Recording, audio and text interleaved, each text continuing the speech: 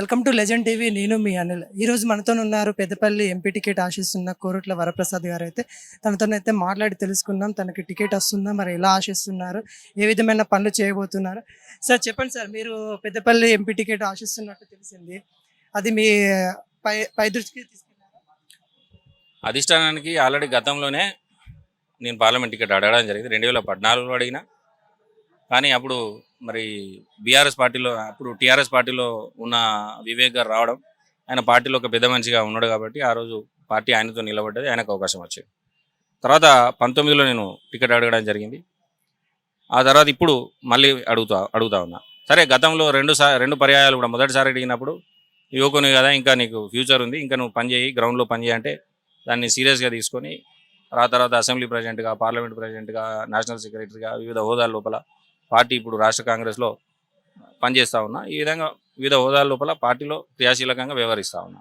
19లో కూడా నేను party ticket అడిగినప్పుడు మరి అధికారం లేక ఎమ్మెల్యేలు అందరూ ఓడిపోయి ఒక ప్రత్యేకమైనటువంటి పరిస్థితుల లోపల ఎన్నికలు జరిగినాయి కాబట్టి పెద్దలందరూ కూడా ఓపిక పెట్టాలంటే ఓపిక పెట్టడం జరిగింది.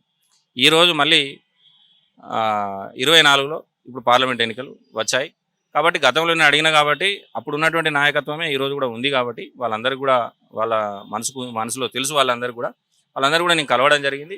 మళ్ళీ ఒకసారి నివేదించడం జరిగింది, ఈసారి అవకాశం కల్పించమని. కాబట్టి పార్టీ అధిష్టానం కూడా డెఫినెట్గా నాతోనే ఉంది. ఎందుకంటే నేను పార్టీకి చేసినటువంటి సేవలు కానీ, నా తండ్రి గారు పార్టీకి చేసినటువంటి సేవలు కానీ, ఇవన్నీ మరి పెద్దల దృష్టిలో ఉన్నాయి కాబట్టి పెద్దలందరూ కూడా ఈరోజు పాజిటివ్గా నా విషయంలో ఆలోచన చేస్తూ ఉన్నారు.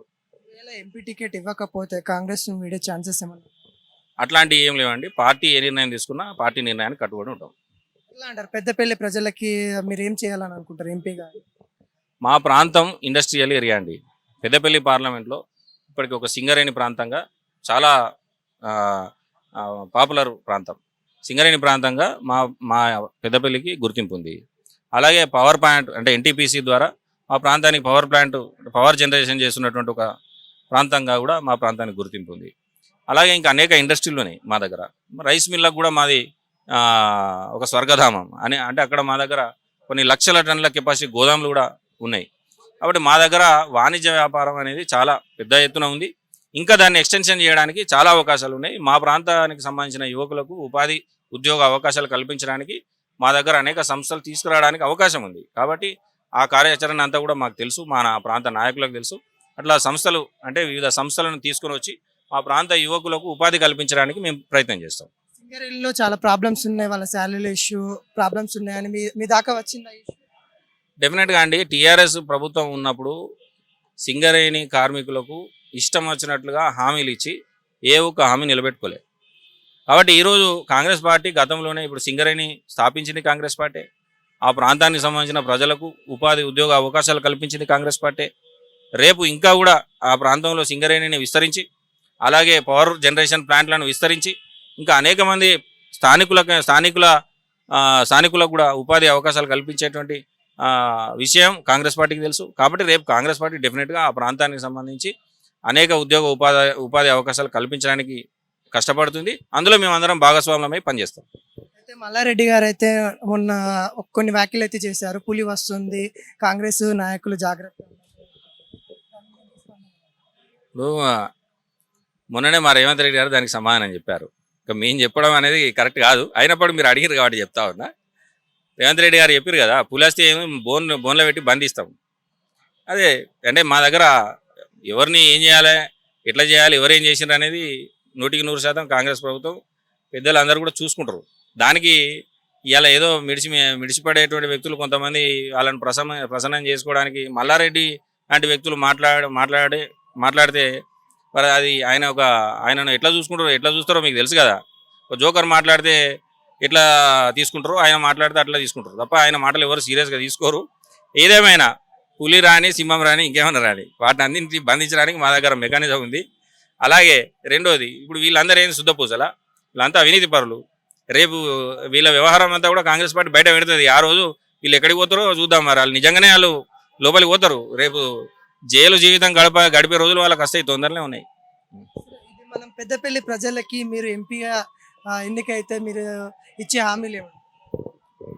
నేను హామీలు ఇవ్వడం కాదండి, పెద్దపల్లి పార్లమెంటు ప్రాంతం పారిశ్రామికంగా ఎంతో ముందున్నటువంటి ప్రాంతం.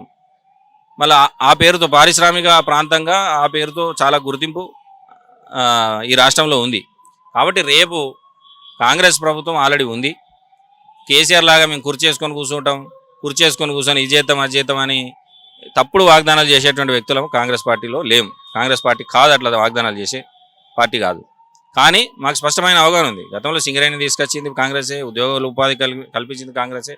రేపు కాంగ్రెస్ ఎంపీగా కూడా గెలిచినట్లు అయ్యేది ఉంటే, కేంద్రంలో కాంగ్రెస్ ప్రభుత్వం ఏర్పడినట్లయితే ఉంటే 100% ఆ ప్రాంతంలో ఇంకా ఏ సంస్థలు తీసుకురావాలి, ఎట్లా అభివృద్ధి చేయాలి, మా ప్రాంత ప్రజలకు ఏ విధంగా ఉపాధి ఉద్యోగ అవకాశాలు కల్పించాలి అనే దాని మీద ఒక స్పష్టమైన ఆలోచన ఉంటుంది. కాబట్టి రేపు నేను చెప్పేది ఒకటే, రేపు మీరు ఎమ్మెల్యేలను ఆశీర్వదించి ఏ విధంగానైతే పార్లమెంట్లో 7 ఎమ్మెల్యేలను ఏ విధంగానైతే గెలిపించి ఈ రాష్ట్ర ప్రభుత్వాన్ని ఏర్పాటు చేయడానికి మీరు ముందుకు వచ్చారో, రేపు కేంద్ర ప్రభుత్వాన్ని ఏర్పాటు చేయడానికి కూడా మరి పెద్దపల్లి ఎంపీని గెలిపించి మీరు ముందుకు తీసుకుని వచ్చినట్లయితే ఉంటే రేపు ఆ ప్రాంతానికి సంబంధించిన సింగరేణిని అభివృద్ధిపరిచి అలాగే పవర్ జనరేషన్ ప్లాంట్స్లను కూడా ఎక్స్టెన్షన్ కింద ఇంకా ఎక్స్టెన్షన్ తీసుకొచ్చి రేపు ఆ ప్రాంతానికి సంబంధించిన యువకులకు ఇంకా ఇండస్ట్రీలను తీసుకొచ్చి ఆ చదువుకున్న పిల్లలకు ఉద్యోగ ఉపాధి అవకాశాలు కల్పించడానికి 100% మేమందరం కూడా పనిచేస్తాం.